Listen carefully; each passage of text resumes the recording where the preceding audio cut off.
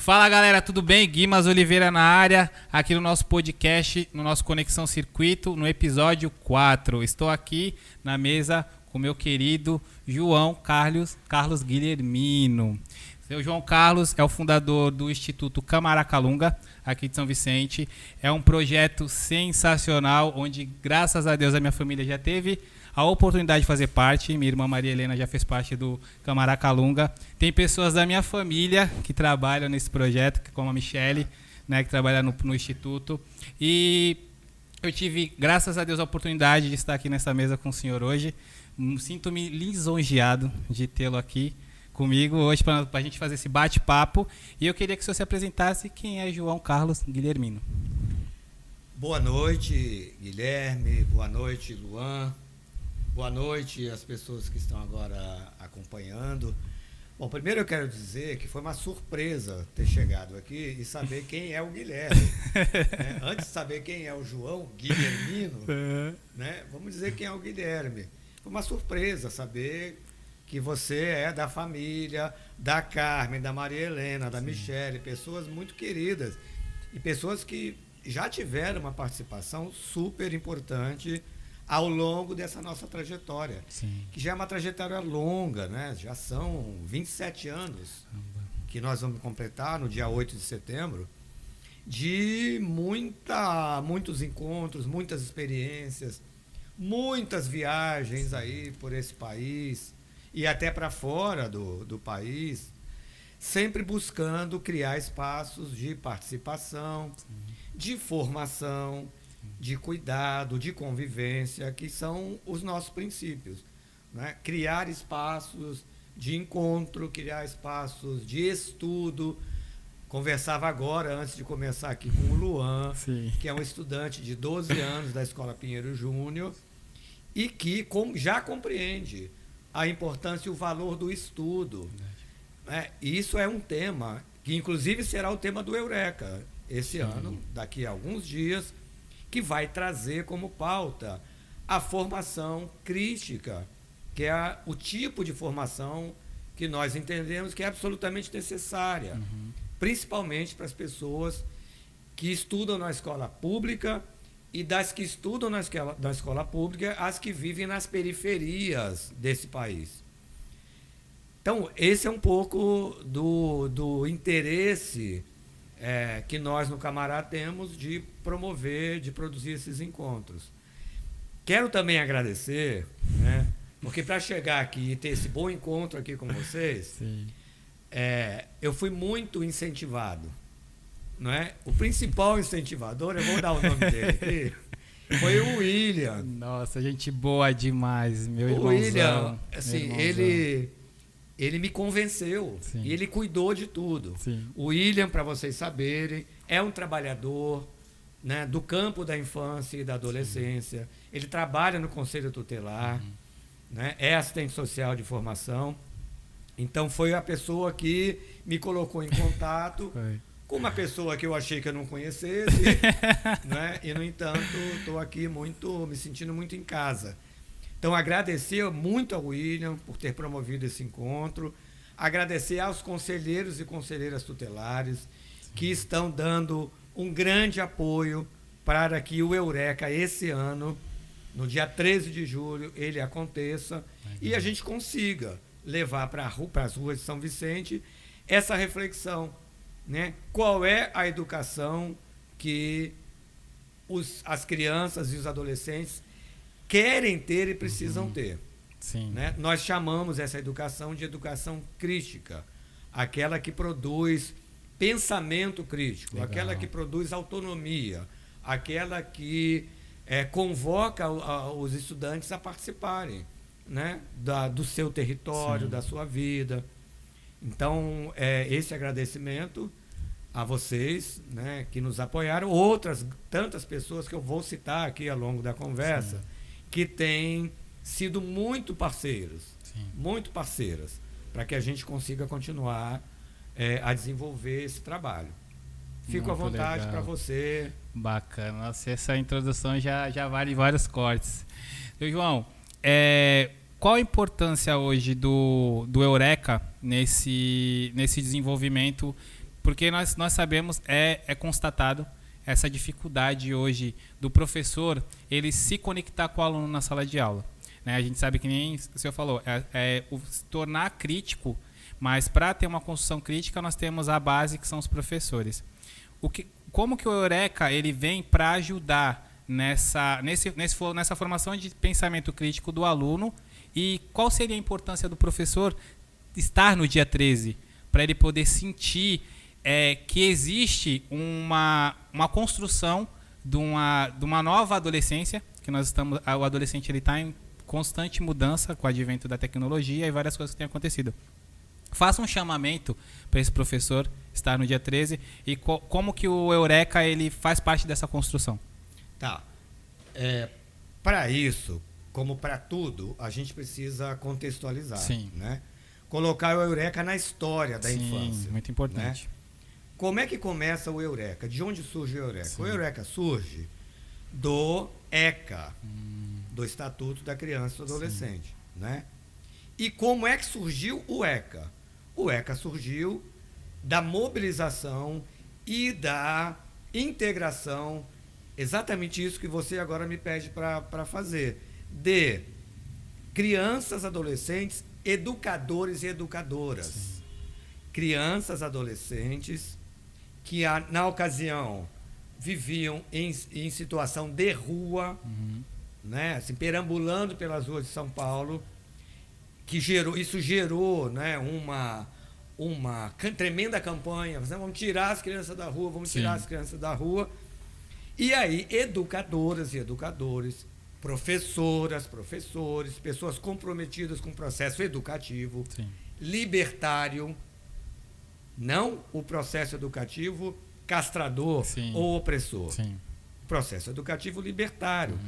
Inspirados em tantos educadores, né, populares. Temos vários, né, diversos. Vários. No Eureka deste ano, que o tema é formação crítica, a própria letra do samba, ela traz duas referências, apenas duas. Duas grandes referências. Paulo Freire e Antônio Bispo dos Santos, que é conhecido como Nego Bispo. Né? Educador, escritor, né, com uma sabedoria popular, que está citada lá na letra do samba.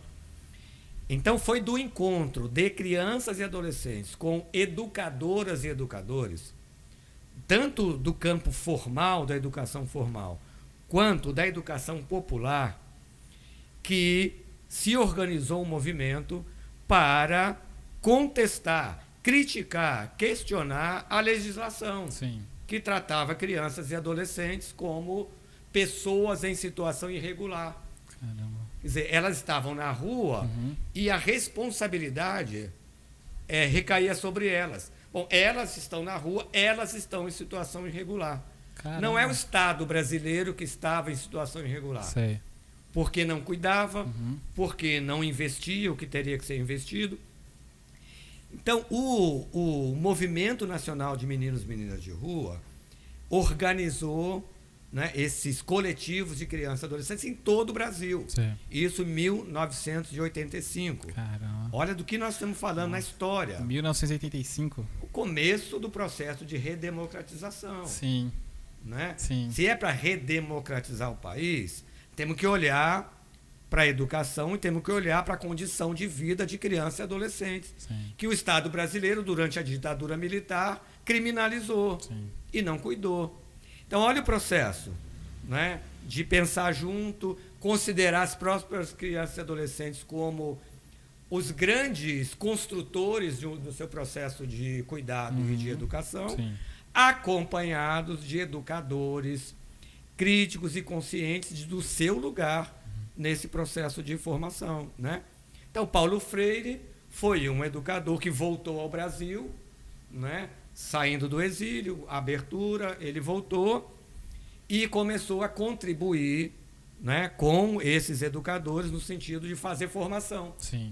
Olha só como a formação está presente em todos os processos. Ela é continuada. Permanente, continuada, mas tem que ser crítica. Sim, claro. Ela não pode ser uma educação aprisionante. Engessada, como existe, como é hoje ainda. Então, veja só, onde a coisa se constrói? Com quem se constrói? Crianças em situação de rua, que na ocasião eram chamadas de criança de rua, era assim que era a terminologia, de rua, como se elas tivessem brotado da rua, não tivessem se deslocado dos seus territórios, né, nas periferias de todo o Brasil, né, porque eram lugares abandonados pelo Estado brasileiro. Sim.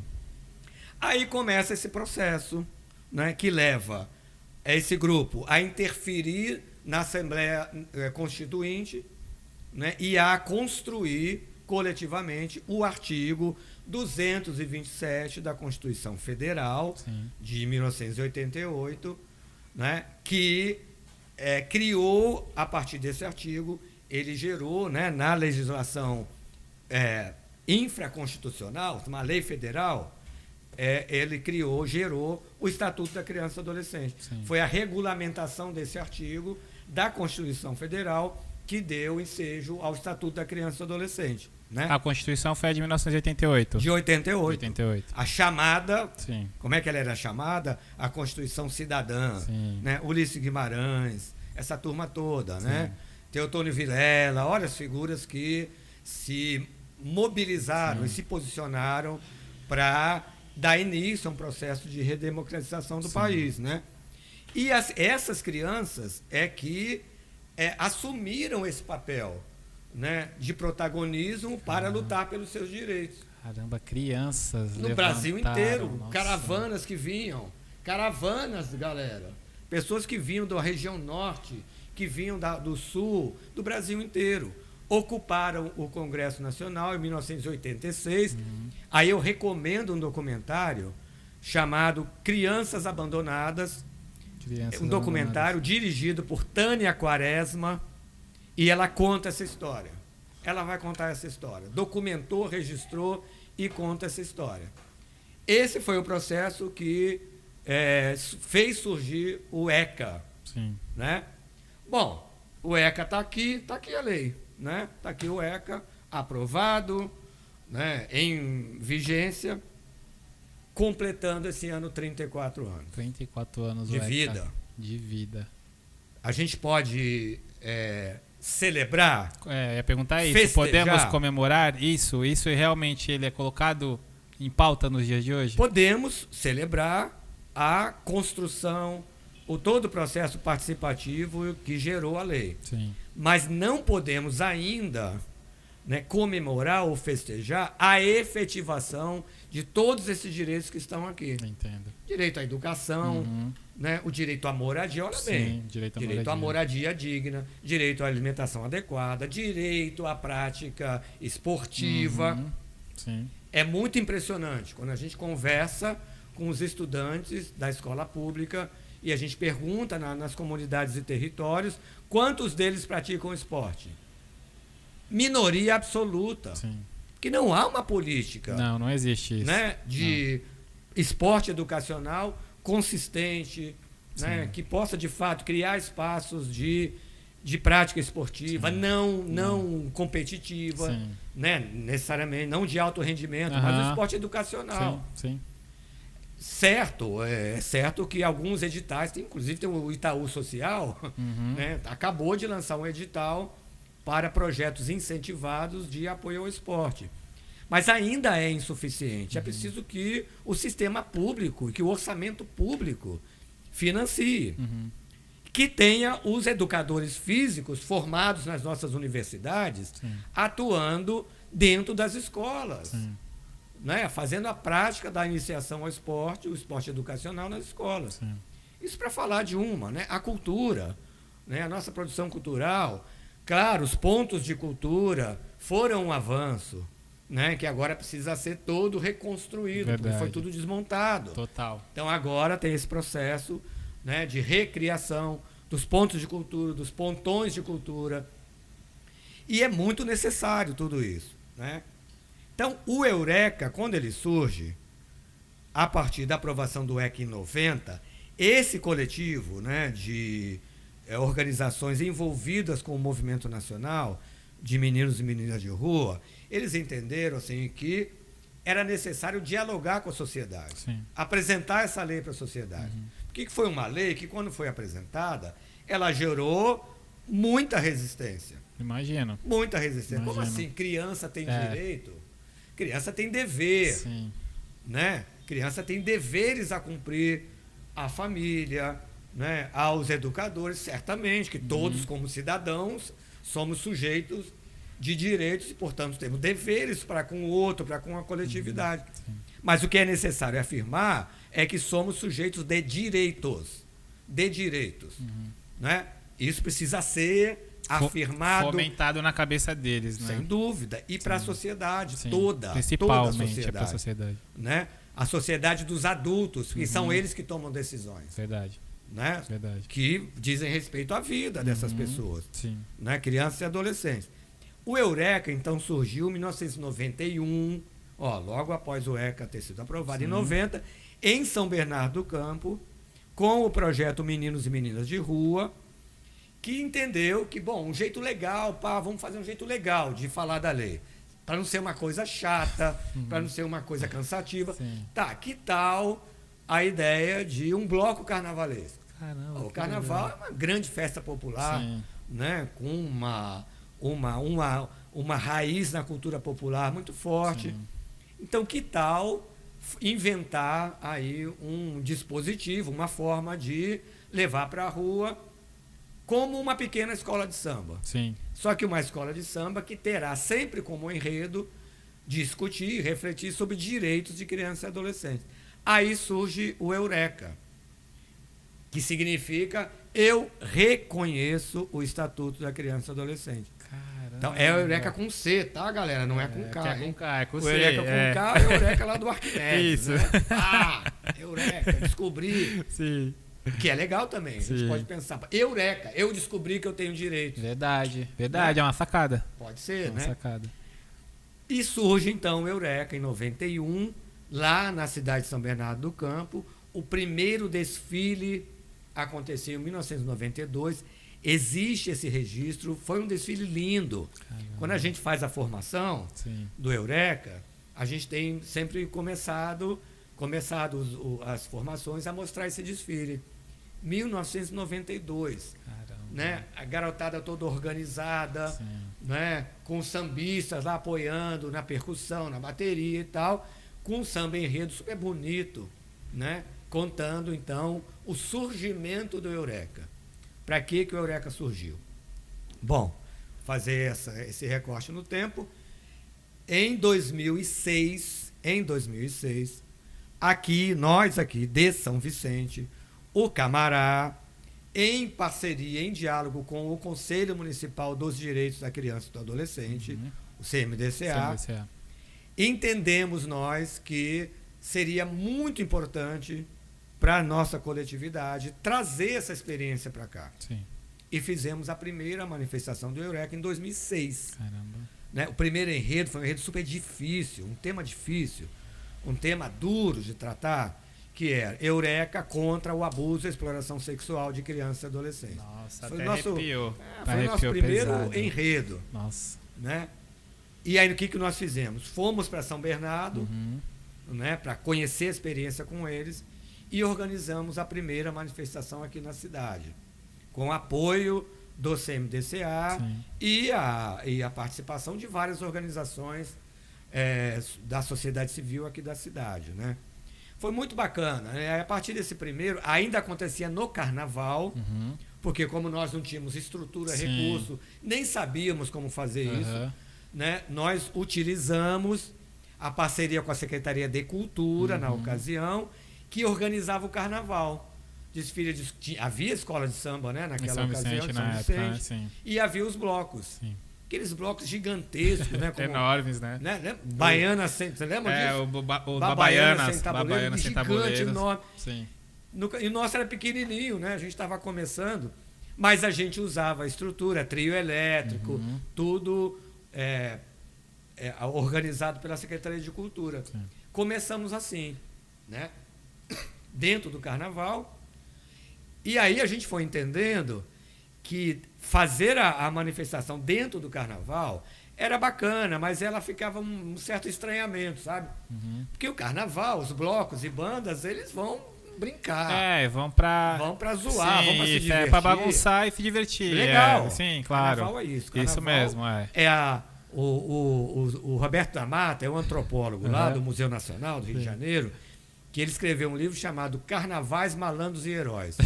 E ele estuda o sentido do carnaval. Sim. Carnaval é o tempo que você suspende o cotidiano e você se torna aquilo que você não é na vida cotidiana. Sim, entendi. Não é assim? Sim. Os homens não se vestem de mulheres? Os desfiles de máscaras e tudo. Das máscaras. Então, sim. Carnaval é isso. Sim. Né? Então, a gente foi entendendo que poderíamos tentar promover essa manifestação, esse desfile, em outro momento. Entendi. Até que chegamos, então, na ideia de fazer no próprio dia 13 de julho. Porque o dia 13 de julho é o dia da aprovação da lei número 8.069, que é o ECA. Caramba, Lei Federal de 13 de julho de 1990. Então, já no ano passado, sim, a gente realizou a manifestação no dia 13 de julho. E a nossa ideia, portanto, agora é manter, né, essa manifestação e convidar o litoral, a Baixada Santista e o litoral, para participarem junto conosco. Claro, é muito né? importante que a sociedade esteja junto, né? Essa é a ideia, tá? Sim. Aí surge o Eureka já desde 2006, aqui na cidade de São Vicente. Só deixamos de fazer o desfile em duas situações. Houve um ano que foi proibida qualquer tipo de manifestação, Sim. foi proibido aqui na cidade. Questões lá de ajuste, né, houve um TAC junto com o Ministério Público para poder organizar as manifestações de rua. Então, houve um ano que não pôde acontecer o desfile. Então, a gente fez outras ações, né, para não deixar de fazer a reflexão sobre o tema do Eureka, que aconteceu lá em São Bernardo do Campo. Né? E em 2021, porque não foi mesmo possível por causa da pandemia.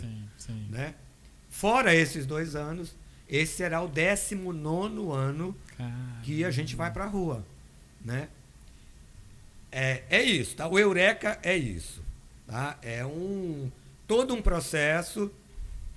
Pensem numa escola de samba. Sim. Né? Como é que uma escola de samba se organiza? Tem que escolher o enredo. Sim. Tem que compor samba-enredo. Sim. Tem que organizar as alas em função da história que vai ser contada. Sim. Desculpa. Sem problema. E fazer formação. Porque é o seguinte, nenhum componente do Eureka, assim como os componentes das escolas de samba, vai para a rua sem saber qual é o personagem que ele está encarnando. Caramba, que ele está legal. representando. Porque assim? tem toda uma história, né, nessa montagem do samba enredo que vai levar pro Eureka, né? Então, de novo, né, volto a falar, qual é a ação mais importante para colocar o bloco na rua? A formação crítica de cada componente. Entendido. Né? Então é um processo. Né? Essa semana inteira eu estou conversando e fazendo um processo formativo com estudantes que fazem a formação para o trabalho. Entendi. Lá no Camp Rio Branco. Entendi. Então, um abraço aqui ao pessoal do Camp Rio Branco, que são parceiros também nessa organização. E eu estou indo lá todos os dias da semana. Todas as alas são compostas por jovens ou tem adultos e jovens Excelente questão. Aí nós vamos falar como é que é a organização, tá? Filho, desce lá e pega 2 copos pra gente tomar uma água. Obrigado. Como é que a gente foi compreendendo essa ida às ruas, né?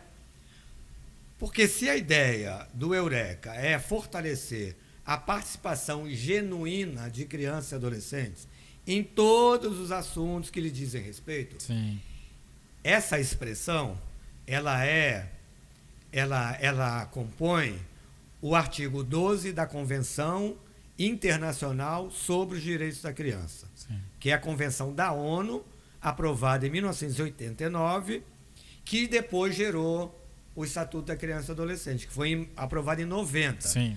Então, tanto a Convenção Internacional da ONU, que obriga os estados parte que assinaram, que são signatários da convenção, obriga os países a criar legislações que promovam o direito de crianças e adolescentes. Sim, né? sim. O Brasil é signatário.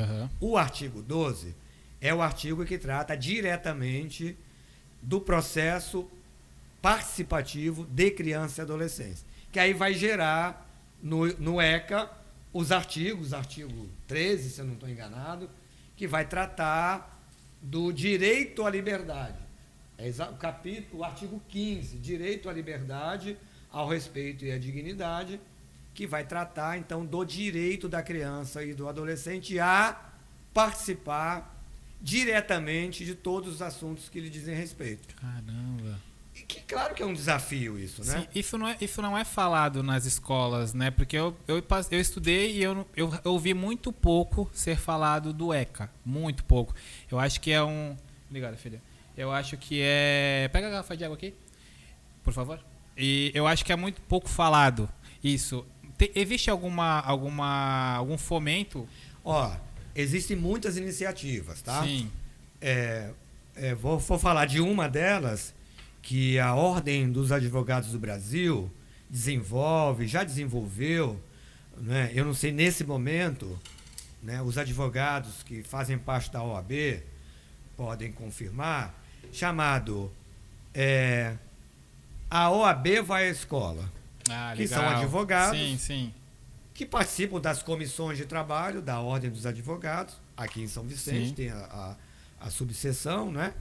E que exatamente se organizam para levar para o espaço escolar essa reflexão sobre os seus direitos. Sim. Então, eles falam do ECA. Entendido. Né?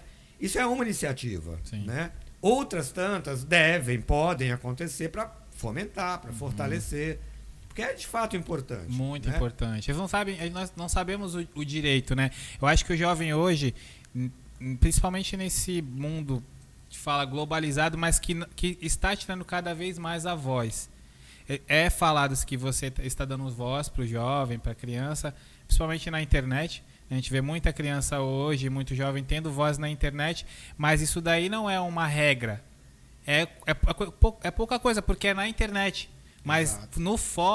Dentro do âmbito escolar, eu vejo que há uma dificuldade muito grande do professor, né, fazer criar esse pensamento crítico do aluno, né, e pelo está engessado a nossa educação. Eu acredito que se não houver uma mudança, uma nova educação precisa ser o mais rápido possível colocada nas escolas, porque se a gente for olhar, a educação ela desde que foi instituída a forma educativa de sala de aula, ela não houve a mudança. Nós estamos passando até pela dificuldade de implementar a tecnologia dentro das escolas. A gente sabe como é difícil no Brasil, tudo é mais difícil, né? E como que nós poderíamos fazer, na sua visão, seu João, para conseguir trazer essa nova educação para dentro da sala de aula? Porque foi o que a gente conversou, né? A gente vai trabalhar muito, né, nas nossas falas de hoje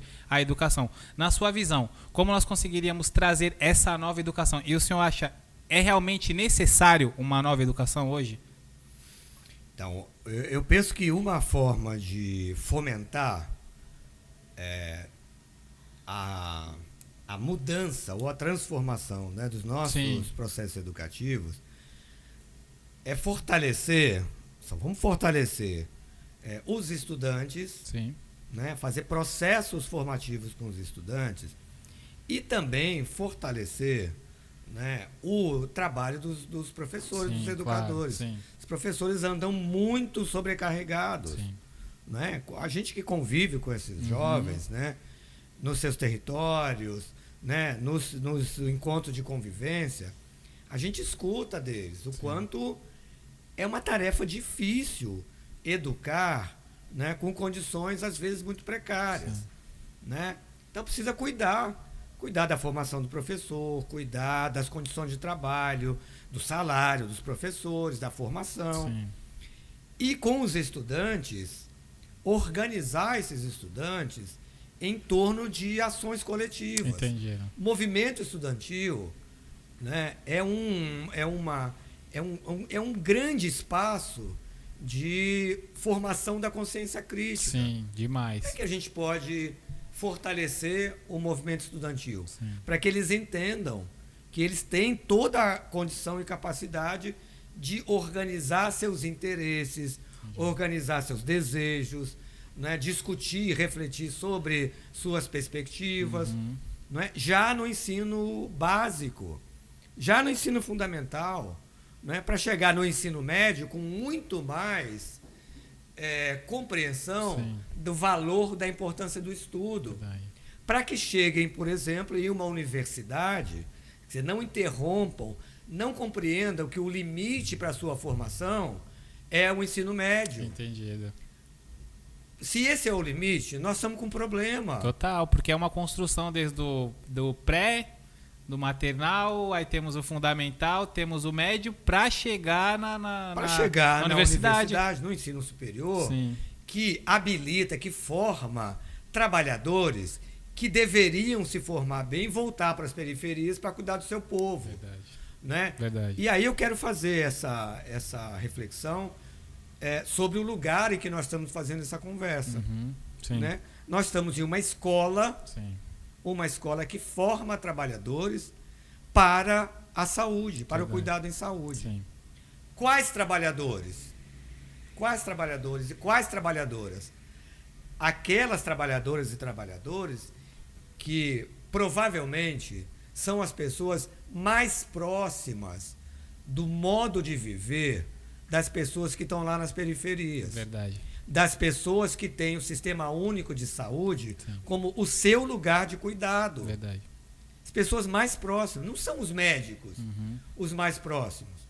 Temos excelentes médicos, muito bons, né, engajados, comprometidos, mas quem está lá convivendo, quem consegue sair, né, de um processo formativo da periferia, né, e chega a um trabalho, a uma formação como auxiliar de enfermagem, como agente comunitário de saúde, como enfermeiro ou como técnico de enfermagem, são as pessoas mais próximas, Sim. que compreendem melhor, né, as razões do sofrimento das pessoas que adoecem. As pessoas que adoecem. Viviane Mosé, uma psicóloga, psicanalista e poeta, né, ela dizia que a maioria, ela começa um poema seu dizendo assim: a maioria das doenças que as pessoas têm são poemas presos. Caramba. É aquilo que não pode se expressar. Entendi. A sua capacidade de produzir arte, produzir cultura, produzir experiência, Sim, sim. ela faz adoecer. Verdade. Né? Como é que a gente faz para ter essa compreensão? E não tornar a medicina uma medicina organicista, Sim. biologicista, medicalizante, porque não é assim que a gente vai construir. Não é à toa que o mal do século é mal mental, né? São doenças, são transtornos, são doenças da mente. Né? O grande mal do século hoje, do século XX, XXI, do século a doença mental, tipo, não doença mental, mas doenças relacionadas ao consciente. As emoções aos isso. sentimentos que não tem Isso. lugar de expressão, não é? Que não Verdade. tem espaço de libertação. Isso mesmo. E é muito importante lugares como esse aqui, Sim. que acolhem e recebem pessoas que talvez antes de chegar aqui não imaginassem sequer que poderiam estar aqui. E quando chegam aqui, podem começar, inclusive, a imaginar, pelo menos a imaginar, que podem continuar seus estudos, Sim. que podem ir para uma universidade, Verdade. que podem se tornar os doutores, as doutoras, os advogados, as advogadas, Sim. e todas as outras profissões, né, que são necessárias para cuidar de um povo. Sim. Para cuidar de um povo que está lá oprimido, né? Então, é muito importante, né, a gente poder conversar sobre isso. Sim. poder fazer uma trajetória que desde as crianças lá do ensino fundamental, da educação infantil, elas tenham lugares de conversa, de expressão, de diálogo, né? E ali se construa ao lado de professores e professoras, né? Sob uma direção e uma coordenação democrática, que não seja autoritária, que abra espaço para que os processos de formação possam acontecer. Então, isso me parece que é aquilo que a gente deve buscar como processo educativo. E, além disso, pensar o que é que se pode fazer fora dos muros da escola. O que mais pode ser feito para cuidar de uma boa formação das pessoas, dos estudantes que estão num momento, num período da vida fora da sala de aula. Sim. O que a gente pode promover e produzir? A prática de esporte, aquilo que a gente começou aqui dizendo. Sim. Práticas culturais, né? O pessoal que vai dançar, que vai cantar, que vai produzir, né, teatro, dança, tudo isso. Quer dizer, nós deveríamos fazer essa integração, essa conexão, né, entre sala de aula, produção de conhecimento, estudo sistemático e outras produções de arte, de cultura, de esporte. Sim. Como é que a gente faz isso? Sim. Como é que a gente se organiza para isso? Seu João, o senhor acha que existe na sua opinião, existe uma resistência da sociedade com relação à cultura? E foi o que nem o senhor falou agora, fora da sala de aula, depois da sala de aula, porque nós temos o jovem que ele vai para a escola, vamos fazer um jovem do ensino médio que estuda de manhã. Entra na escola às 7 horas da manhã, sai meio-dia, e depois da meio-dia ele não tem mais nada para fazer. Porque na maioria das vezes ele não tem nenhum atrativo, ninguém que o convide, não tem um projeto social assim como o Camará, porque parece que não é o senhor... A parte de marketing do Camará eu achei muito legal, quando estava estudando, fazendo a minha lição de casa, eu achei muito legal a forma que eles chamam os vídeos, mas cadê, dentro da sociedade, vamos falar de São Vicente, o fomento dessas ONGs que nem o Camará, desses institutos igual o Camará, que é um instituto socioeducacional, podemos dizer assim, socioeducacional, e por que? O senhor acha que existe uma resistência da sociedade para a cultura, para poder trazer esse jovem para dentro da cultura de verdade? Eu penso que... Bom, primeiro que há ótimos projetos aqui na cidade, né? Sim, muitos bons projetos. Muitos. Né? Que trabalham temas distintos, diferentes. Vários grupos que se preocupam com a formação para o mundo do trabalho. Sim. Grupos que se preocupam com a saúde e estão desenvolvendo aqui experiências super importantes, né, de cuidado com a saúde. Sim. Arrojados, como faz o Instituto ADESAF, com o trabalho com o canabidiol. Projeto ousado, um projeto de extrema importância. Né? Os projetos que fazem aprendizagem, que estão lá, né, mobilizando os adolescentes para encontrarem lugares. Inserido no mercado de trabalho, né? Igual Exato. O Camp. Os campos, alguns que tem aqui, o Campo São Vicente, o Campo Rio Branco, a própria DESAF com o CIA Jovem, né? Os projetos, as organizações que são pontos de cultura. Sim. Temos vários pontos de cultura. O ponto de cultura, o projeto Cultura Viva do Ponto de Cultura, na verdade, ele, quando ele foi criado para reconhecer, né, a produção cultural que acontece cotidianamente nos territórios. Caramba. Né? Há muita produção de cultura. Sim. É que a gente precisa entender qual é a nossa definição, o nosso conceito de cultura. Entendi. A cultura é só a cultura erudita? É isso que é a cultura?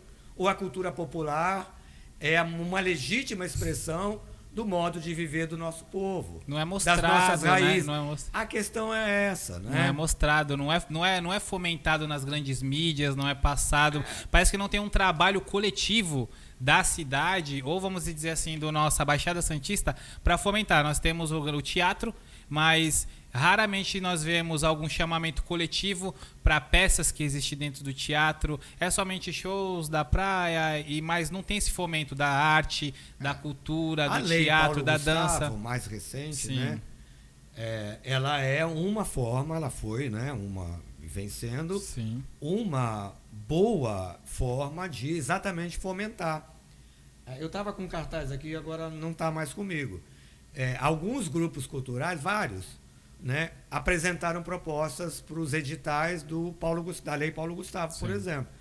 Isso é muito importante, porque são recursos, inclusive diretamente para a pessoa física, para produtores culturais, não apenas organizações, né, pessoa jurídica, mas produtores de cultura, Entendi. Pessoas, né, na área do teatro, na área da dança, na área do audiovisual, muito investimento na área do audiovisual. Legal. Isso é super importante, Muito isso precisa ser mantido. Sim. Porque aí as pessoas aparecem, aí você vai ver, né, quem são os grupos e os coletivos que estão aí no seu dia a dia produzindo cultura, mas que não têm ainda visibilidade. Sim. Eles aparecem. Nós vamos ter uma oficina esse fim de semana no Camará, né, de um grupo que vai fazer criação de literatura, escrita literária, por meio da Lei Paulo Gustavo.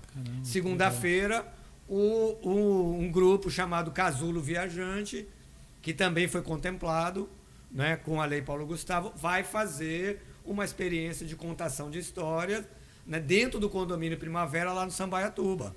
Juntar aquelas crianças e viver uma experiência. Nossa. Então, nós temos uma capacidade incrível. Muito. Incrível. E gente jovem, Sim, Guilherme. sim. Gente jovem, Sim. né? Artistas, produtores culturais. Então, é preciso dar espaço para essas pessoas surgirem, aparecerem, receberem apoio, receberem financiamento. Que é isso, né? A transformação, ela vai se dar quando essas pessoas, como você falou agora, além de produzirem individualmente, elas se encontrarem, elas produzirem coletivamente. Um apoiar a ação do outro, se organizarem, buscarem juntos. Vai sair um edital dos pontões de cultura. O que é um pontão de cultura? É um grupo de pontos de cultura que se reúnem, né, que se conectam para apresentar uma proposta consistente de financiamento para produzir várias experiências culturais. Então é preciso estar atento a isso. Sim, né? sim. E poder divulgar e poder convocar e convidar esses grupos culturais para se apresentarem. Nessa mobilização para o Eureka, a gente vem conversando com vários grupos. Entendi. Né? Na semana que passou, eu estive, num dia à noite, lá na Batalha da Santa. A Batalha de Rima da Santa, que é lá no BNH, lá em Santos.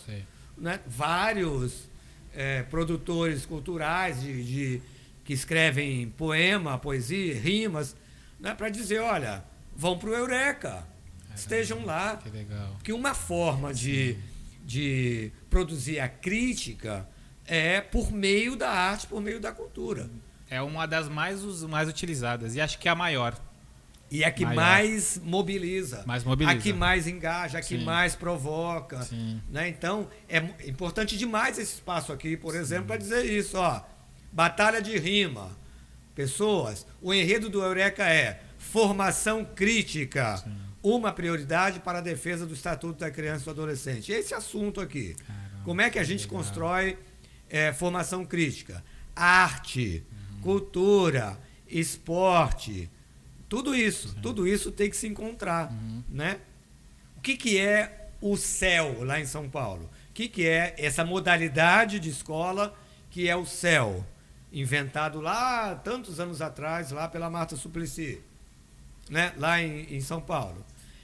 O CEL é o Centro Educacional Unificado. Um grande equipamento público, né? Público, municipal, que integra a escola, a educação, com as artes todas. Caramba. Lá é um equipamento que tem teatro dentro dele. Nossa. Que tem sala de cinema lá dentro, que tem piscina, que tem quadra, que tem uma grande estrutura. Então ali você integra educação, esporte e cultura para a comunidade, não é só para os estudantes. Todos eles ficam localizados nas periferias, Zona Sul, Zona Leste, Sapopemba, né, lá em Jardim Ângela, as periferias. E é um equipamento permanentemente aberto e gerido em parceria com as comunidades. As pessoas frequentam, estão lá. Né? Então tem aula de natação. Né? Nós fomos semana passada no Céu Vila Alpina, né? Com um grupo de crianças e adolescentes, um ônibus, para assistir um espetáculo de dança de um grupo que veio lá de Corumbá, o Instituto Moinho Cultural, que veio de Corumbá, um espetáculo de dança com orquestra sinfônica, tudo ao vivo, dentro de um equipamento público, que é o Céu Vila Alpina, para apresentar os efeitos da queimada no Pantanal. O que está acontecendo no Pantanal? Sim. Hoje, agora, esses dias, Pantanal ardendo, queimando, não é? E eles, pela arte, né, pela dança, pela música, eles estão dizendo, olha aqui, ó, olha o que está acontecendo. Né? Vamos saber e vamos lutar contra isso. Fazendo a conscientização através da arte. Perfeito. Então, talvez a chave seja isso. Sim. Apoiar os professores em sala de aula, apenas apresentando matéria e conteúdo, não dão conta. Não adianta. Não consegue reter a atenção de um jovem que é bombardeado fora da sala de aula de novidades. Porque hoje o nosso jovem é bombardeado de novidade a cada 10 segundos com o advento das redes sociais. Aí entra dentro da sala de aula e ele fica engessado entre 4 paredes com a lousa verde, o professor falando sobre história, geografia. Não que não seja importante, mas quando eu falo dessa transformação da educação, é que tem que ter implementado dentro da educação a cultura e a arte. Não a arte como quando eu estudei, que era um caderno em branco, onde a gente passava todo um ano desenhando nele, fazendo colagem. Isso é importante, mas cadê a música? Cadê a rima? Cadê a cultura? Cadê o teatro? Fala da importância do teatro, fala da importância do cinema nacional. Exato. Nós temos vários e vários atores e atrizes do cinema nacional. Sabe, Guilherme, eu fiquei sabendo há pouco tempo, né? Porque tem tanta lei e às vezes a gente descuida e não acompanha. A lei que alterou lá um item da LDB, não sei que ano, 2008, eu não tenho certeza agora, que ela obriga a exibição de filmes, de filmes e documentários brasileiros, né, como parte do currículo. Pelo menos um filme exibido por mês no currículo, dentro da escola. Dentro da escola. Faz parte do currículo. E não existe isso. Não sei, eu não posso afirmar. Eu sei que tem escolas, desculpe, que se interessam, sim, que se mobilizam. Mas você vê, né? Há uma determinação, né, legal, dentro da Lei de Diretrizes e Bases, de considerar o cinema como uma grande ferramenta, e é o cinema nacional que você acabou de falar, tem que ser filme brasileiro. Né? Tanto para impulsionar a produção do cinema brasileiro, qualificar, quanto para ter o cinema como um grande dispositivo de leitura do mundo. Né? A gente tem a nossa experiência do Cineclube. Toda sexta-feira, à tarde, a gente se encontra para uma sessão de cinema com a ideia do Cineclube. O Cineclube é um espaço de resistência do cinema, né? Em que se exibem filmes, se discute sobre o filme, se aprofunda o conhecimento daquela produção, quem é o diretor, que ano foi produzido, do que trata o filme. Então é uma espécie de formação de público. Sim. Que é outra coisa que a gente precisa fazer, né? Verdade. Como é que forma público para o teatro? Verdade. Para o espetáculo de dança? Verdade. Como é que a gente organiza a ida dessas pessoas para ir ao Sesc de Santos, que tem um monte de ofertas de teatro, de dança Sarau, e tal. roda de conversa. Mas que é muito teatro, difícil. verdade. Como é que você sai lá de uma periferia? Em que condições você chega e consegue organizar um grupo, um coletivo, para viver essa experiência, né? Então isso tudo deveria fazer parte da nossa organização do processo educativo. Eles não se sentem nem pertencentes do lugar, por isso que eles não procuram ir às vezes, né? Tem uma coleção de livros da editora Autêntica, que é uma editora lá de Belo Horizonte. É assim, a escola vai ao cinema, né? A juventude vai ao cinema. Então, são alguns estudiosos, pesquisadores e tal, e cinéfilos, que fazem essa ligação, né, com o cinema. Que filmes seriam bacanas de assistir para a gente discutir o que é a escola? Né? Tem vários filmes. Nossa, vários. Eu tenho um deles aqui, ó. Várias. Aqui, galera. Nossa, Entre os Muros da Escola.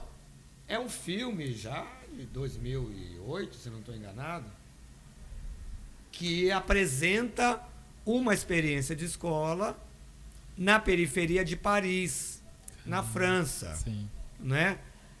Paris ocupada, né, por pessoas que saíram das ex-colônias, né, saíram do processo de dominação da Europa, na Ásia, na África, se tornaram cidadãos franceses. Caramba. Foram colonizados, né, aprenderam a falar a língua francesa, Sim. porque foram colonizados, e agora reivindicam o seu lugar na França de cidadão francês.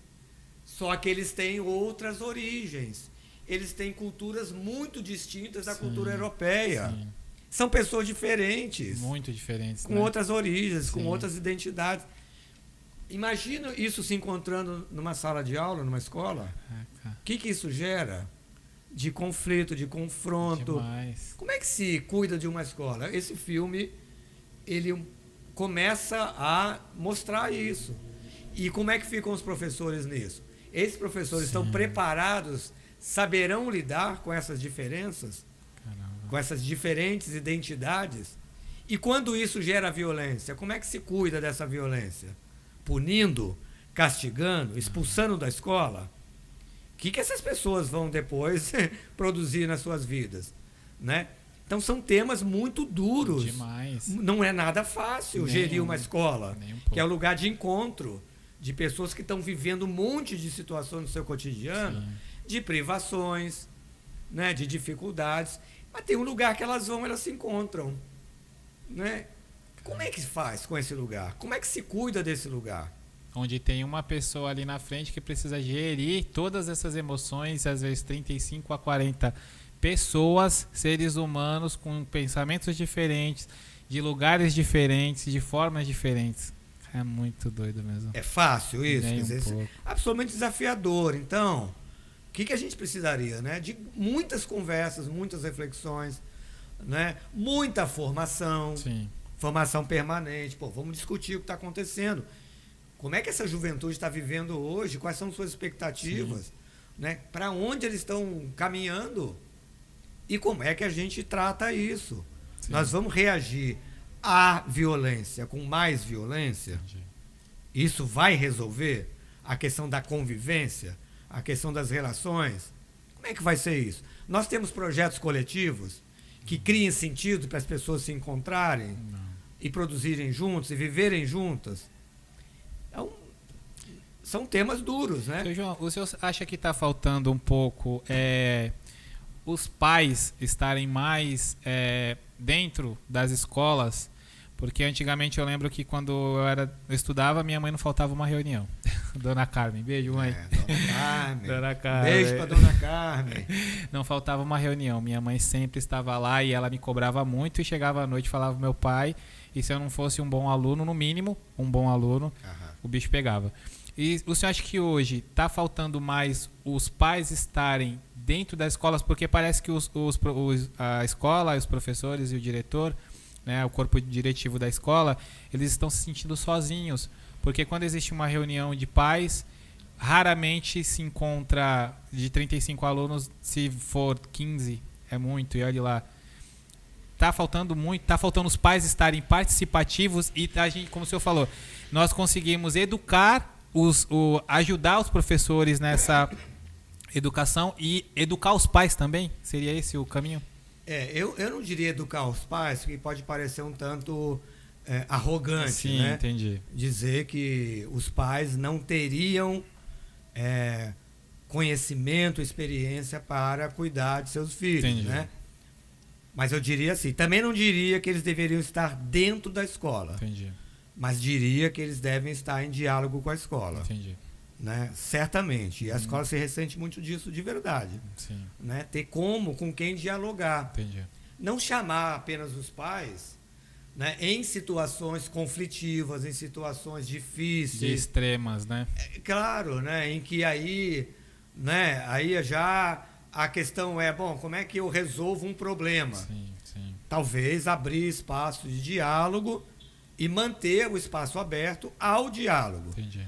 Agora, nós temos que perguntar às famílias, né? Como elas têm vivido, em que condições elas têm vivido, por que que elas não dialogam com a escola. Entendi. O que está acontecendo, né? Eu entendo que a escola e a família são instituições distintas. Uhum. Não devem se misturar. Entendi. Não podem Entendi. se misturar. Não podem. Né? Entendi. Cada uma tem uma tarefa a Sim, cumprir. sim. Né? Imagina a escola que vai se imiscuir nas questões familiares. Entendi. Por exemplo, nas questões que envolvem a fé, a profissão de fé, a religião. Isso é um tema da família, Entendi. não é um tema da escola. Né? Da mesma forma, a família também não interferir diretamente naquilo que a escola tem como tarefa trabalhar. Uhum.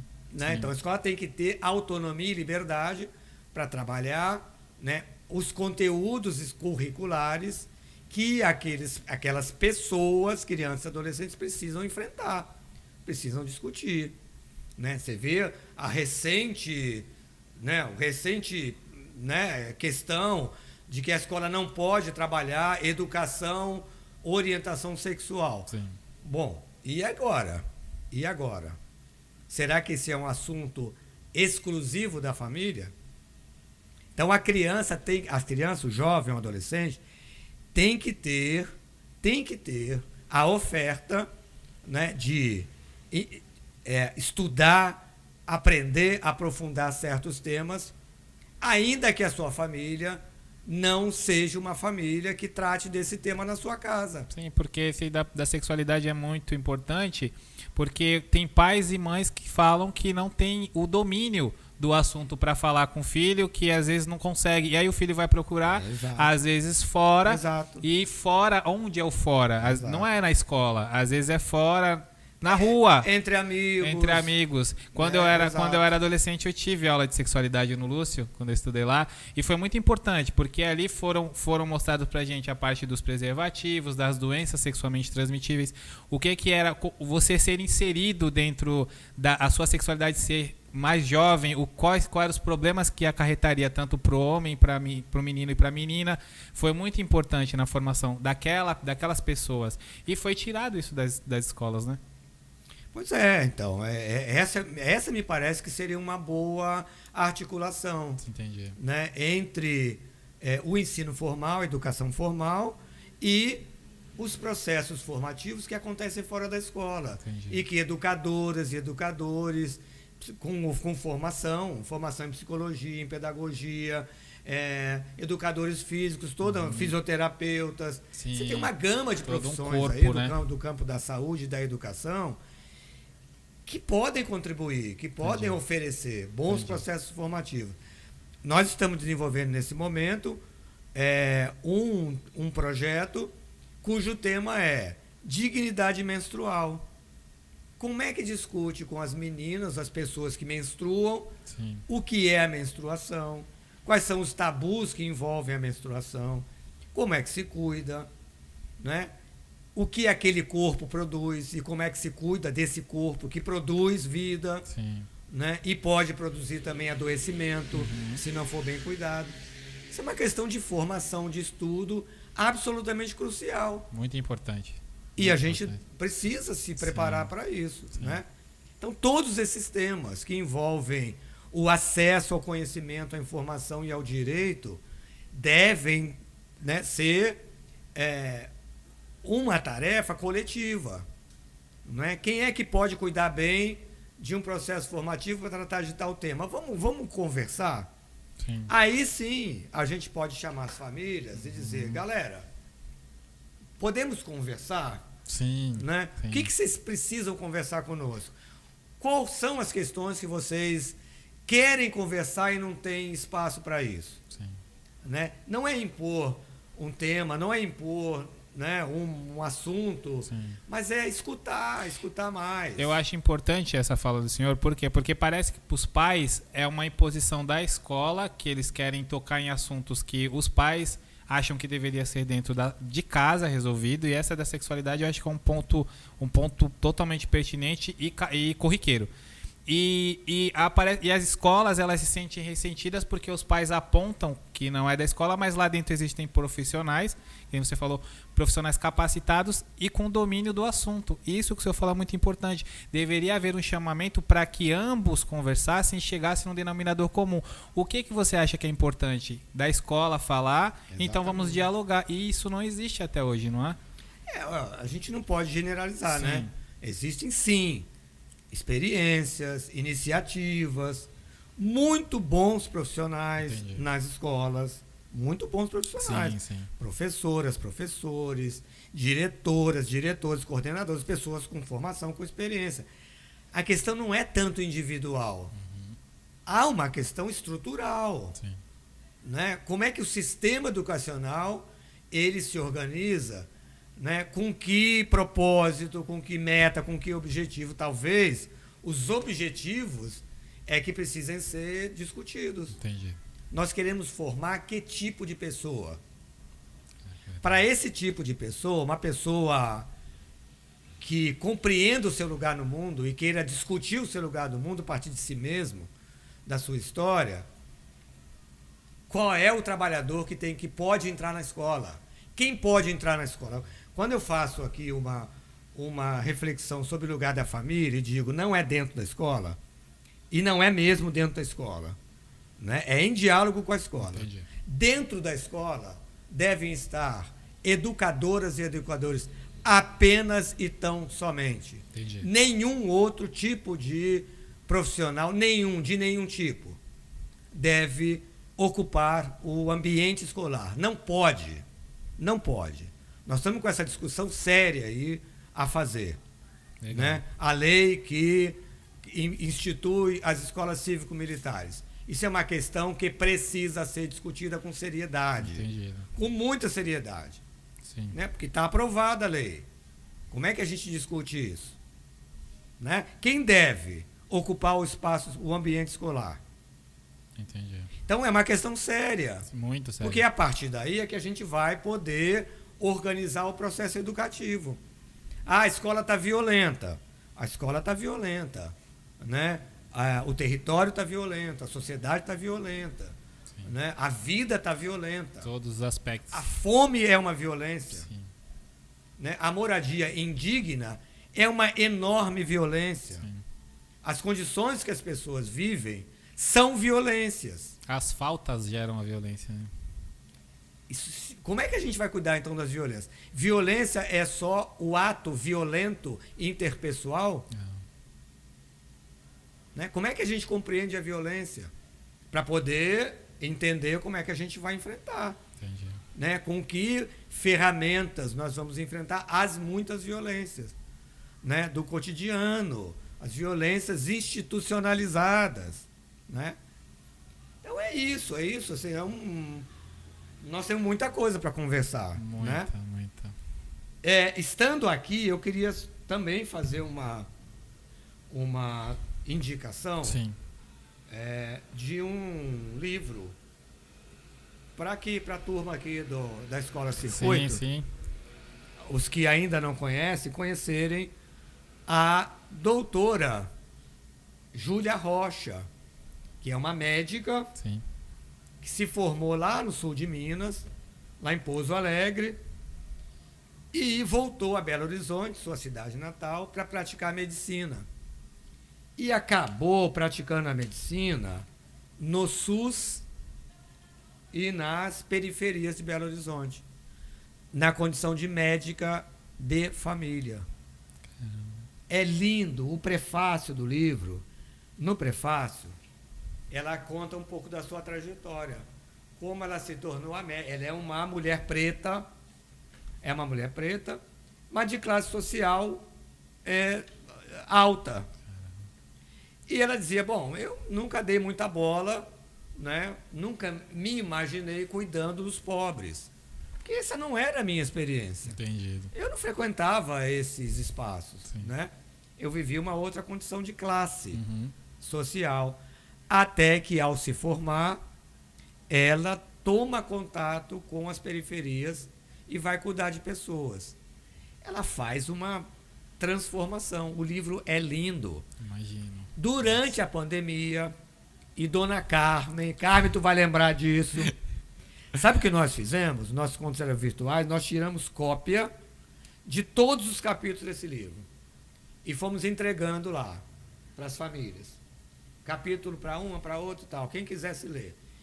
E durante as assembleias comunitárias, às quartas-feiras à noite, cada pessoa que recebeu um capítulo, ela lia ou contava para nós qual era o tema daquele capítulo. Lia, coisa linda, sabe? Eram pessoas atendidas por essa médica, transformando a visão dessa médica sobre o que é medicina. Nossa, o que é cuidar em história. saúde. O que é cuidar da saúde. O que é saúde, Sim. afinal?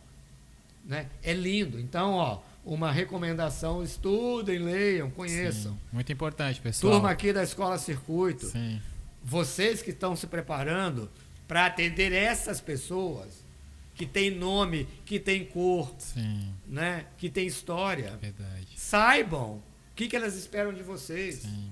Elas não esperam de vocês técnicas de cuidar de saúde apenas. Sim. Elas esperam de vocês uma ética de cuidado. Sim. Né?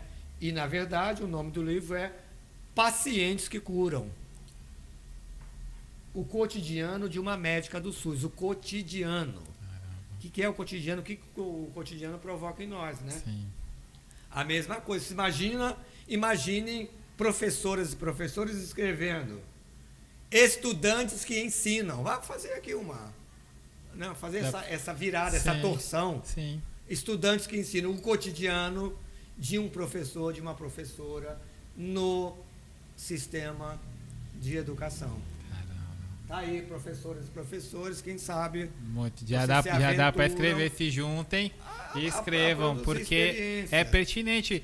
E isso que o senhor falou é muito importante, porque semana passada eu tive no podcast com um professor, que ele é educador, e ele falou como que ele era da indústria e ele foi parar na Fundação Casa, e aí ele viu, quando ele teve o olhar, ele era totalmente da indústria, mecânico, correto? Como a indústria é, e ele se vendo lá dentro da Fundação Casa como educador, ele viu um jovem um dia que ele, na maioria das vezes a sociedade ela olha para aquele jovem que está encarcerado como uma pessoa que não deveria fazer parte da sociedade, infelizmente, e ele tinha esse olhar e ele viu aquele jovem chorando.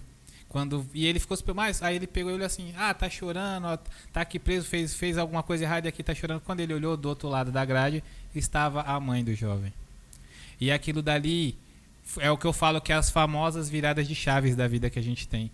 Transformou a vida dele e ele começou a levar aquilo dali de uma forma que hoje, eu falo para ele direto, né, professor Alexandre, um beijo pro senhor, que ele se tornou um dos melhores educadores que eu conheci, porque ele tem esse olhar humano que o senhor falou. Toda vez que eu vejo ele dando aula, eu vejo que ele tem um olhar humano para cada aluno.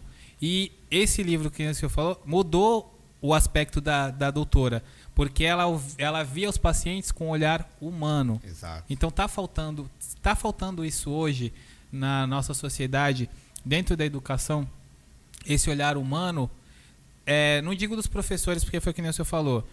Tá difícil para eles conseguirem, dentro de uma sala de aula com 34, 35 alunos de personalidade diferente, lidar com essa situação. Mas onde tá o que está faltando real para que nós consigamos, juntos como sociedade, professor, pais, até os alunos também, fazer com que isso dê certo? Essa é a pergunta. Eu diria que o que está faltando para nós é inventar jeitos de diminuir essa velocidade que a vida está nos levando. Entendi. A gente está muito rápido, é muito veloz, a gente toma decisões sem pensar muito, a gente é arrastado, né, por uma corrente que vai levando a gente. O Bertolt Brecht, que o povo também conhece, né, o dramaturgo, o escritor alemão, que produziu teatro durante o nazismo. Caramba. E o teatro dele se tornou resistência, né, ao nazismo. Ele tem um pequeno poema chamado Sobre a Violência. Está aqui nesse livro, Sobre a Violência. E um trecho do poema fala assim, ó: do rio que tudo arrasta, se diz que é violento. Mas quem é que diz violentas as margens que o comprimem? É, verdade. O rio arrasta numa velocidade, né, que leva a tudo. Nós vimos essa tragédia no Rio Grande do Sul. Que coisa terrível que é aquilo. Quem é que para, né, aquela velocidade que tudo leva? Agora, será que a gente consegue parar para analisar? Bom, o que é que está comprimindo? O que é que está oprimindo? O que gerou isso? O que está gerando isso? Né? Sim. É um pouco do que o Brecht fala no seu poema. Né? Então, talvez parar, não se deixar levar tão mecanicamente pela velocidade, tudo tem que ser rápido. Né? Nós estamos aqui há horas já conversando. Imagino que seja muito difícil para alguém escutar até o fim. Tem muita gente que fala isso. Uma conversa como essa, porque é lento, a conversa é demorada. É profunda. E assim, é muito. Demora muito. Não é? É muito repetitivo. Bom, é tudo isso, é verdade, é tudo isso. Mas será que não é um pouco disso que a gente está precisando? Parar, lentificar, vou falar de novo, bem devagar, lentificar as nossas experiências para ter tempo de pensar sobre elas, para ter tempo de inventar outras experiências que não sejam só a reprodução daquilo que a gente já fez. Como é que a gente inventa, né, outros jeitos de viver a vida? De produzir arte, de produzir conversa, de produzir comida. Comida, um jeito incrível que a cultura tem, né? A Carmen é de onde? Lá da região de Pernambuco, Nordeste. É de Pernambuco.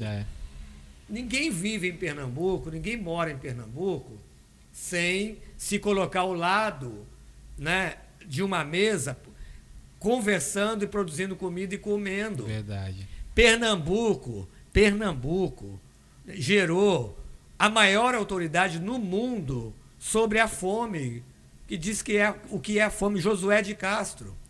Médico, geógrafo. Esse livro do Josué de Castro, Homens e Caranguejos, ele conta aqui, na infância dele lá, né, nos Alagados, em que ele catava caranguejo, e ele via as pessoas vivendo do caranguejo. E ele escreve um livro chamado Homens e Caranguejos. Caramba. Ele é o primeiro cara que afirmou que a fome não é uma questão de escassez de comida no mundo. A fome é uma decisão política de dizer quem pode comer e quem não pode comer. Eu acredito super nisso. Nos anos 40 ele fez isso, foi exilado, foi mandado embora durante a ditadura militar, porque não podia falar isso. E é a maior autoridade mundial, né, que discutiu a fome como um fenômeno econômico e político. Caramba. A fome é um fator, um fenômeno econômico e político. Não é um fator de escassez de alimento, produção de alimento. Nós vivemos num país que produz alimento, e como que nós somos um dos países que tem mais fome, que existe mais pessoas na linha da pobreza. Como isso, nós somos um dos países mais ricos em fauna, flora, tudo que se plantar dá, e como que nós estamos nessa linha? Ainda hoje pessoas passam fome? A fome gera dificuldades, por exemplo, de estudar e de aprender? Muito. Como é que a gente vai ligar essas coisas, né? Cecília Meirelles, né, educadora, professora, poeta, escritora, Em um certo momento, ela se juntou com Josué de Castro, escreveram esse livro, A Festa das Letras. Cada letra aqui, ela cita uma comida. Nossa. Ela se refere a uma comida. Opa! Vou procurar para minha filha. Diz o I, como sou infeliz. Escrevi indigestão. Pronto, ninguém me quis. Escrevi ignorante. Me disseram, vá-se embora, já daqui para fora, já daqui para fora. Eles vão brincando. Eles vão brincando com as letras e com a comida ou a falta da comida. Sim. Né? Gonzaguinha, Luiz Gonzaga Júnior, escreveu uma canção chamada Assim Seja, Amém. Escutem. De repente você coloca aí quando fizer a edição, né? Dizendo, né? Um pai conversando com uma mãe dizendo, opa, nosso filho agora, né? Ele chega na escola e a professora diz, olha, quem não estuda não come merenda. Caramba. Como é que faz? É o lamento de um pai que não consegue cuidar do seu filho, porque está privado das condições de alimentar o seu filho, de cuidar do seu filho. É um lamento. Caramba. Se chama Assim Seja, Amém. Música do Gonzaguinha, né? E por aí vai, ó. Então, se a gente não integrar, articular os temas, as reflexões, nós vamos ficar solitários, professor na sala de aula, se ressentindo, Sim. né, de outros diálogos, de outras formações. O educador, fora da escola, também se ressentindo, dizendo, eu estou sozinho aqui também, Sim. porque os estudantes, né, não querem aprender. Uhum. Será que não querem mesmo? Não. Será que não querem? Ou ainda não sabem o valor que tem o estudo? Então, nós temos uma tarefa, nós que estamos fora da sala de aula, Sim. nós temos que ajudar os estudantes a entrarem na escola e dizerem, professor, eu quero muito aprender. Isso, precisa. Imaginou? Muito. Você já imaginou, Luan? Você chegar numa sala de aula e falar, professor, professora, pô, eu estou querendo muito estudar, né, sobre trigonometria, cara, eu preciso saber isso. Você pode me ajudar? Você imagina o professor recebendo esse pedido? Nossa.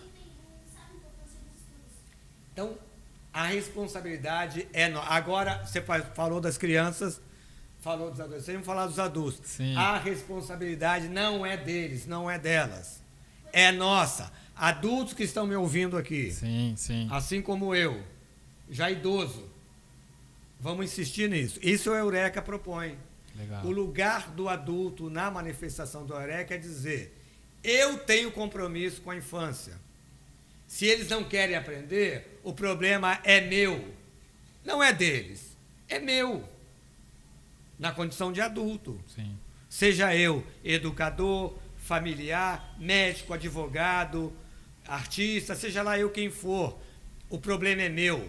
Se essas crianças e adolescentes, né, não compreendem até hoje o valor do estudo, o valor da leitura, o valor do livro, se jogam lá na rede social como se aquilo fosse o seu único lugar de pertencimento, sim, o problema é nosso, adultos. Com certeza. É nosso. Com certeza. E nós temos que dizer isso no desfile do Eureka. Sim. Nós temos que subir lá e pegar o microfone e falar, pessoal, eu estou aqui, eu sou médico, eu sou advogado, eu sou educador, eu sou artista, e quero dizer para vocês, crianças, que daqui a pouco vão se manifestar, que eu apoio a manifestação de vocês, que eu sei que eu tenho que ter compromisso com a vida de vocês, com o estudo de vocês, com a saúde de vocês, e só dizer isso, sim, e a partir daí não falarem mais nada, e ouvirem as crianças falando, sim, dizendo, ó, por que eu... Desculpa. Por que eu não sei o valor do estudo? Sim. Por que eu não aprendi até hoje o valor do estudo? Alguma coisa acontece na minha vida, né? E eu preciso entender isso. E eu preciso que vocês, adultos, me ajudem a pensar sobre isso. Talvez seja isso, né? Que seja o nosso papel. Depois que eu aprendi sobre educação, porque eu nunca fui 100% um bom aluno. Eu sempre fui um aluno esforçado. Mas eu entendi muito a importância da educação em 2018, quando eu entrei dentro de uma sala de aula depois de muitos anos para fazer o meu curso técnico de administração. Sou formado pelo Centro Paula Souza. E eu me vi dentro de uma sala, sendo um dos mais velhos. Tinha um amigo meu, um parceiro meu, Dani, que éramos os mais velhos dentro de uma sala que a maioria eram jovens. Entre 16, 17, 18 e assim vai. E aí, arrepia lembrar porque eu ver o olhar deles, pra mim, como o mais velho, e ser chamado de pai. Olha. Dentro de uma sala de aula, por jovens, por 3 jovens que me chamavam e falavam, pai, pai. E uma vez uma falou assim, nossa, eu queria que meu pai tivesse numa sala de aula igual você. Aquilo dali me trouxe um sentimento de responsabilidade. Porque eu entendi, eu falei, se eu gerei isso nos jovens que não fazem parte do meu ciclo social, imagina eu, como pai, mostrando para os meus filhos como a educação é importante. E através disso, a minha esposa também, ela também respira educação, hoje ela está se formando em pedagogia, trabalha em escola, é pedagoga. E nós entendemos, nós precisamos mostrar para eles o sentido da educação, o sentido da leitura, o como é gostoso. E eu ver o Luan falar assim, eu sou um estudante, para mim me orgulha porque eu estou no caminho certo. Então, pais, vocês têm que fazer essa mudança na cabeça do filho de vocês através do quê? De vocês. Vocês são um espelho. Se o filho chega em casa e vê o pai com a cara no celular, numa rede social, ele vai fazer a mesma coisa. Vocês são um espelho. Vocês vão conseguir levantar e acender essa chama da educação no seu filho. É difícil? Pra caramba. Por quê? Nós trabalhamos o dia inteiro, chegamos em casa cansado, temos as tarefas de casa, assim como pai e mãe. Mas se o seu filho vê você 10 minutos lendo aquele livro, né, lendo um livro, ou tentando, às vezes, titubeando, cochilando, como acontece, minha filha. Pai, você não tá lendo, você tá dormindo. Não, o pai tá aqui, tá com o livro na mão. E depois, hoje ela chega, mãe, todo dia, na hora de dormir, mãe, vamos ler? Isso é maravilhoso. Nossa, porque assim, porque nós temos que transformar. Não adianta cobrar, como o senhor falou, né? Ficar nessa... É dever, não adianta você falar que é dever do filho estudar, sendo que quando chega em casa o filho não vê você fazer você escrever uma frase num papel, você ter o hábito de escrever uma carta ou uma leitura de um poema ou de um livro ou de qualquer outra coisa. O senhor concorda com isso? Que nós somos espelho para essa mudança da educação também dos nossos filhos? Precisa partir de nós, correto? Nesse ponto aí da tua fala, eu lembro de uma canção, nessa hora aí, ó, na edição, coloca aí Coração de Estudante do Milton Nascimento. Nossa, sensacional, assim, com certeza. E aí eu me lembro também de um filme brasileiro, esses que poderiam estar sendo exibidos Sim. na escola, né, dentro, para cumprir aquela lei. Pelo menos um filme brasileiro no mês e tal, que mostra como uma criança ela consegue transformar a visão de um mundo de uma professora que se amesquinhou com a vida, porque leva uma vida dura, de dificuldades, se tornou uma pessoa mesquinha, que pouco quer saber da vida dos outros e cuidar dos outros, que é a relação de Dora e Josué no filme Central do Brasil. Nossa, esse filme é sensacional. Essa imagem, sensacional. Dora sentada na Central do Brasil, ouvindo os dramas, os sonhos, as aflições, as esperanças de pessoas não letradas que não tiveram como estudar. Verdade. Sentada escrevendo carta que depois ela recebia o dinheiro e ela rasgava, ela não colocava no correio. Verdade. E aí ela conhece Josué, o garotinho, e Josué começa a mostrar para ela que ela não tinha ainda perdido toda a sua humanidade. Sim. Tudo aquilo era fruto dessa vida mesquinha, dessa vida cheia de privações, mas que uma criança, um estudante em sala de aula, poderia transformar. Sim. Isso aconteceu na rua, né? Ela escrevendo cartas e ela resolve, né? Primeiro, né? quase vende o garoto, depois se arrepende e começa uma história de buscar as referências familiares do menino. O filme é incrível. Maravilhoso. Né? Direção lá, né, de Walter Salles, um filme que disputou o Oscar. Sim. Por pouco não ganhou o Oscar. O Oscar. Né? Melhor filme estrangeiro, de melhor atriz, Fernanda Montenegro. Que mostra isso, sabe? Sim. Como é que a gente consegue reconstruir essa nossa humanidade? É na relação. Sim. Não é de outro jeito. Não né? existe outro jeito. É na relação, mas aí tem que se vincular, precisa se vincular. Sim. Precisa criar espaços. Sim.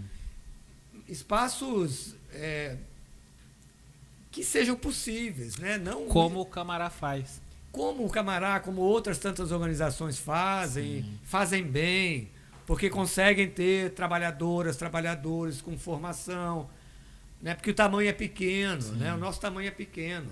Sim. Agora, como é que faz para essas pequeníssimas experiências, que são muito pequenas, poderem, né, contribuir para ganhar escala, para que elas tenham mais apoio, mais financiamento, para que as escolas sejam lugares, né, onde uma melhor convivência pode acontecer, mas isso aí requer investimento. Sim. Né? Não podemos ter uma escola, né, porque é muita gente. Muita gente. Né? Precisava de mais investimento, muito mais investimento. Encontrar parceiros para que fomentasse a escola para que ela pudesse ter entregar mais escolas, mais unidades escolares, com melhores estruturas, né? Com professores com muito melhores condições de trabalho. Né? É um investimento assim, para esse país, né? Não sei com que prazos a gente vai conseguir isso. Mas é preciso que todo mundo se envolva. É necessário. E essas pequeníssimas experiências que somos nós, tenham lugares também de diálogo, de conversa, de visibilidade. Sim. Né? Focando nisso que o senhor falou a respeito das experiências, como que o senhor entende o Camará hoje dentro da sociedade de São Vicente? A importância do Camará Calunga dentro da sociedade. Os projetos que o Camará faz, tanto dentro da escola. Eu estava namorando o site do Camará esses dias, porque eu fiquei quase uma hora passando e vendo tudo que vocês têm feito ali. Como que vocês tiram das ideias desse projeto e como que o senhor vê a importância do Camará hoje dentro da sociedade? Eu penso, né, que a importância do Camará é se manter como lugar de encontro, de convivência, de formação crítica com crianças e adolescentes. Né? Acho que o nosso esforço, a nossa tentativa, e é muito difícil. Imagina. É bastante difícil. É nos mantermos em constante relação, vínculo e diálogo com as pessoas nos seus territórios. Né? Como é que a gente trabalha? A gente tem as assembleias comunitárias do tamanho que a gente pode ter, e é um tamanho pequeno. Né? Nós temos assembleias comunitárias, são encontros que acontecem às noites em 3 diferentes territórios, que é lá no Jockey Club, um deles, o outro é no Quarentenário, na área continental, e o outro na Vila Margarida. Né? Que agora está acontecendo o encontro da Vila. Né? Enquanto estamos aqui gravando, está acontecendo. Enquanto eu falo aqui sem parar, o povo está lá conversando. Isso é quem vai para esses encontros? Crianças. Quem pode ir? Todas as pessoas podem ir, de qualquer idade. Sim. Com qualquer experiência. A gente convida para que vão, para que estejam lá. E elas vão. E aí a gente se reconhece. Quem veio hoje? Pá, tá, vamos conversar sobre o quê? Sobre o que a gente precisa falar? Sim. Nós temos uma viagem, queremos fazer uma viagem. Vamos planejar uma viagem? Vamos planejar uma viagem. Né? Nós queremos falar sobre a escola, sobre acontecimentos na escola. Vamos conversar sobre acontecimentos na escola. A gente quer fazer a festa. Vamos fazer uma festa junina? Vamos conversar sobre isso. Nós não vamos conseguir fazer festa junina. Esse ano não temos a menor condição, não temos recurso, não temos condição de fazer. Então, povo, não vai ter festa junina esse ano. Né? Porque nós temos o Eureka.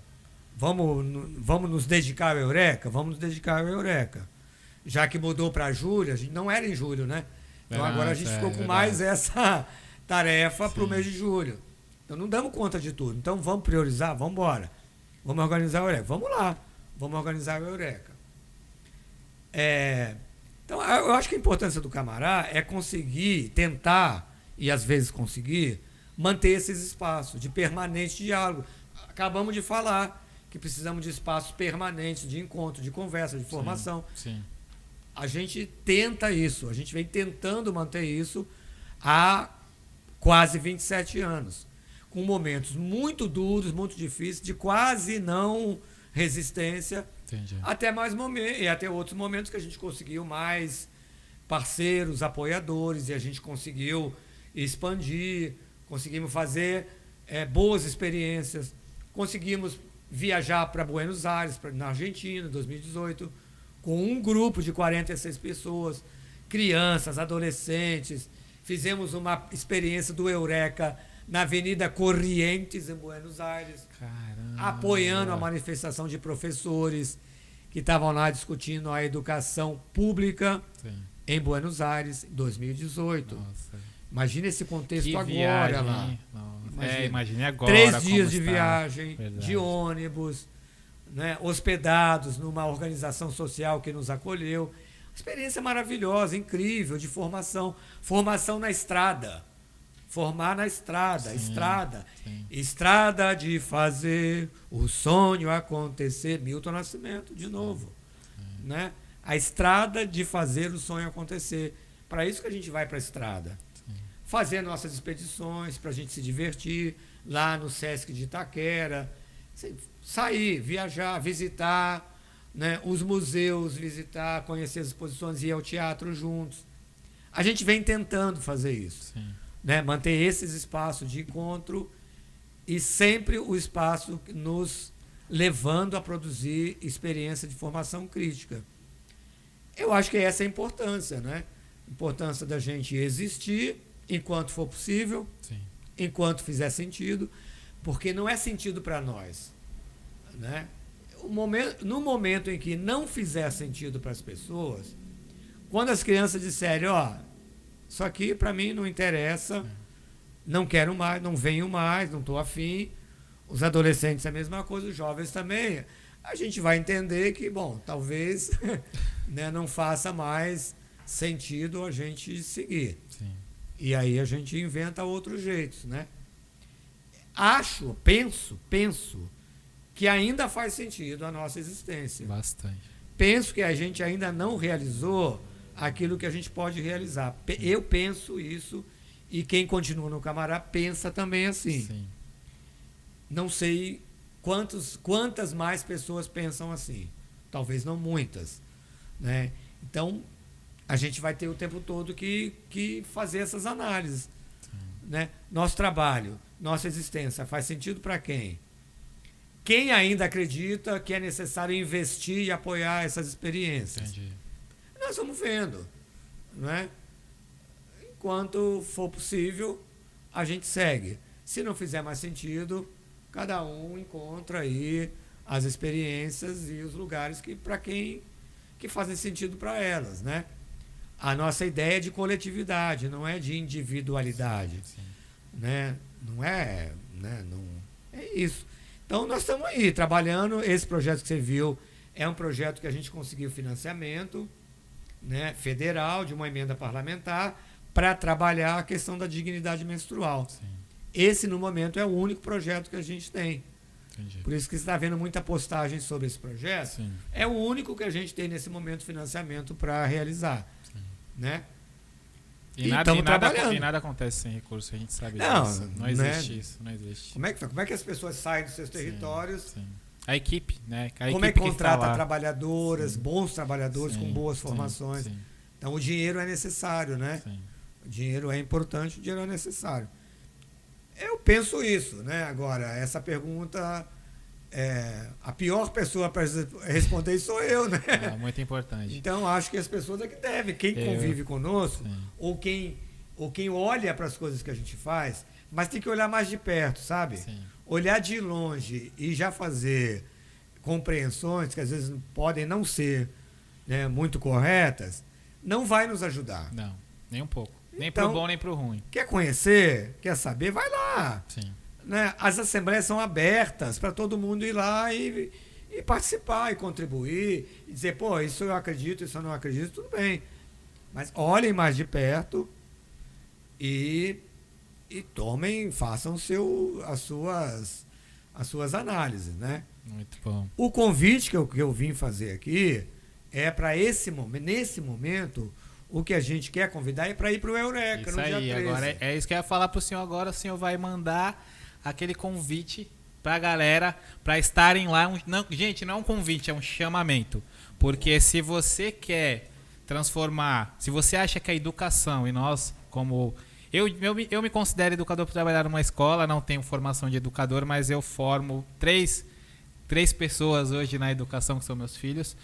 Então, eu me sinto educador, então é um chamamento. A educação transforma vidas. Transforma vidas. Então, eu queria que o senhor fizesse um chamamento para a galera estar lá no dia 13, fale o local, o horário, para a gente estar lá. Eureka, eu reconheço o Estatuto da Criança e Adolescente, uma experiência de mobilização de crianças e adolescentes, que elas se expressam, né? O que compreendem sobre os seus direitos, o que tem como sonhos, expectativas, projetos, e elas falam, elas se preparam para falar, elas se preparam para cantar o samba enredo, que eu vou te passar, para que você, em algum momento dessa entrevista, você... vou fechar o vídeo com ele. Isso, com a letra, com sabe? A letra escrita, isso mesmo, bonitinho, editadinho, isso mesmo. Para as pessoas poderem estarem conhecer claro. E cantar, né? E se manifestar. Dia 13 de julho, concentração do bloco às 9 horas da manhã, ali na Praça Heróis de 32, na Avenida da Praia, do Gonzaguinha, nos fundos do Mercado Extra. Onde tem o estacionamento do Mercado Extra. A gente se encontra ali, dali a gente sai, né, por volta de 10h30 da manhã, as pessoas chegam, os grupos chegam, vêm grupos de outros lugares, vêm coletivos e grupos de Santos, da Zona Leste de São Paulo, da Zona Sul de São Paulo, de São Bernardo do Campo, vários grupos aqui da cidade de São Vicente, pessoas, né? Famílias, autoridades, aquelas que puderem estar, para manifestarem seu apoio à manifestação das crianças. E a gente sai, né, com o samba enredo, cantando o samba enredo, até finalizar, fazer a dispersão na Praia do Itararé. Legal. Terminamos lá, né, é um momento mesmo de encontro, de afirmação da necessidade da ação coletiva, né? Para isso que serve o Eureka. E para as pessoas poderem olhar para aquelas pessoas lá e dizerem, pô, eu apoio essas pessoas, eu me comprometo, eu reconheço o Estatuto da Criança e Adolescente. Muito bom. Né? Se cada um puder falar, né, e dar essa declaração pública, já valeu. Né? Nós estamos convidando a Universidade Federal de São Paulo, né? Professores, estudantes, todo mundo que queira vir. Faço esse convite em particular agora aqui à Escola Circuito, que mobilize seus professores, suas professoras, seus estudantes, suas estudantes, que fazem uma formação absolutamente imprescindível para que o SUS dê certo. Como a Júlia Rocha, a médica Júlia Rocha, vai conversar nesse livro. Essas pessoas que estão lá como agentes comunitários de saúde, como técnicas de enfermagem, como auxiliares de enfermagem, como enfermeiras, são imprescindíveis ao cuidado em saúde no Sistema Único de Saúde, que nós temos que defender. Com certeza. Com toda a nossa disposição. Então, Escola Circuito, vocês são convidados. Estaremos lá. Como é que você falou? Não é um convite, é um chamamento. É uma convocação. É uma convocação. Seria muito legal vocês estarem lá para dizer, ó... Estaremos lá com certeza. Estamos ao lado de vocês. Nós estamos aqui nos preparando para cuidar da saúde de vocês. Isso é muito importante. A universidade, as organizações da sociedade civil, daqui da cidade de São Vicente, o pessoal que vem de Santos, a Concidadania, que vai trazer coletivos do Macuco, da Vila dos Criadores, que vivem realidades muito próximas à nossa. Sim. Então, esse é o convite. Estejam lá, declarem seu apoio, apoiem a participação das crianças e adolescentes. Esse é o nosso trabalho para o dia 13 de julho, que é o dia do aniversário de 34 anos do Estatuto da Criança e do Adolescente. É nesse dia, no Brasil inteiro, estarão acontecendo eventos, atos públicos em defesa do ECA. E o nosso ato da Baixada Santista vai acontecer na nossa cidade. Importantíssimo. Nós somos anfitriões. Importantíssimo. Né? Nós somos os anfitriões. Vamos receber bem o povo que vem dizer, aqui nessa cidade, nós reconhecemos o Estatuto da Criança e do Adolescente. Esse é o recado. Eureka, muito bom. Estaremos lá, né, Lulu? Estaremos lá com certeza. Seu João, muito obrigado de coração pela sua vinda aqui. Como eu disse no começo do programa, um prazer e ter esse papo com o senhor, saber da importância da educação, né? A educação que transforma, do social voltado, o socioeducacional, que foi esse papo que a gente bateu aqui. Pessoal, o chamamento, o Eureka, eu acredito, eu reconheço o Estatuto da Criança e do Adolescente. Eureka. Estejam lá no dia 13 conosco, estaremos lá com certeza, porque é importante. Quando você une forças para qualquer coisa, quando nós unimos forças para um chamamento como esse, nós conseguimos movimentar e transformar a vida de muita gente. Que esse é o papel do Camaracalunga, o papel de vários projetos sociais dentro da cidade. E esse chamamento é para vocês. Seu João, muito obrigado mais uma vez. E você que gostou desse vídeo, curta, compartilhe, se inscreva no canal, nosso canal do YouTube, no Circuito Canal, e continue conosco, né, no nosso Conexão Circuito, porque aqui nós vamos continuar trazendo pessoas relevantes para a nossa sociedade, para poder mostrar a importância de pessoas que se mobilizam e se movimentam para transformar a sociedade, não só brasileira, como mundial. Muito obrigado e tchau!